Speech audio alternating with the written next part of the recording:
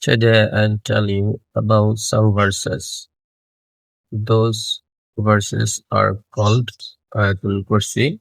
These are in Surah Baqarah.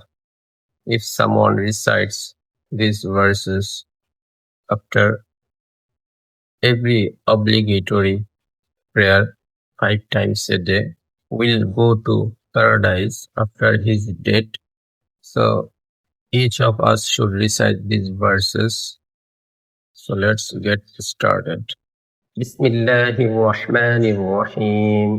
الله لا إله إلا هو الحي القيوم لا تأخذه سنة ولا نوم له ما في السماوات وما في الأرض من ذا الذي يشفع عنده إلا بإذنه يعلم ما بين أيديهم وما خلفهم ولا يحيطون بشيء من علمه إلا بما شاء وسع كرسيه السماوات والأرض ولا يؤوده حفظهما وهو العلي العظيم